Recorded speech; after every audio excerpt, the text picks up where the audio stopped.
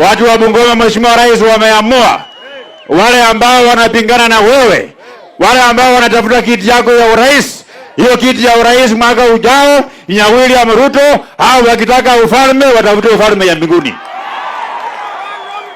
Nyenye watu ya Mount Elgon, kabla nifike hapa, kuna watu waliniambia ati nyenye siku hizi mmehama kwangu, ati mmeenda kwa mtalii ule ambaye ametoka Nairobi. Bado muko na mimi ama mmehama? Muko na mimi? Hii kiti ya gavana mimi natosha ama sitoshi? Wale ambao wananidharau ati niko na kilo kidogo, tutawatembeza asubuhi na mapema. Hawa watu waende wasiende? Watembee wasitembee?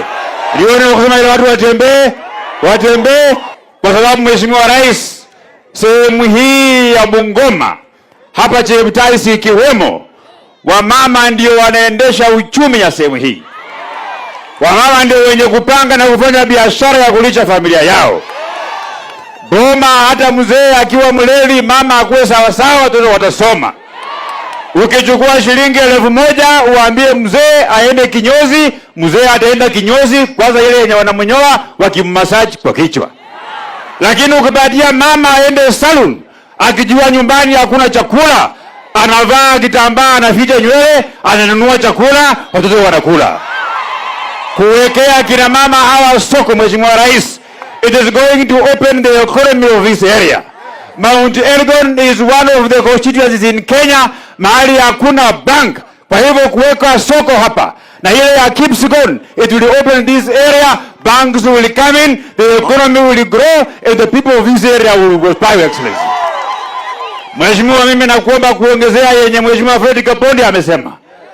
Wananchi hawa wa Cheptais na Mount Elgon zamani walikuwa wanajulikana kwa vita ya kupigana, lakini saa hii hao ndio werevu wenye kupenda masomo. Kwa heshima ya sehemu hii, Mheshimiwa Rais, Mount Elgon peke yake ndio haina national school katika Jamhuri ya Kenya. Mimi naomba Mheshimiwa Rais, hiyo shule ya Cheptais High School na ile ya Kamsokoni High School uipandishe cheo ikuwe national school, ndio sehemu hii pia kuwe na kazi ya kusoma kwenda mbele.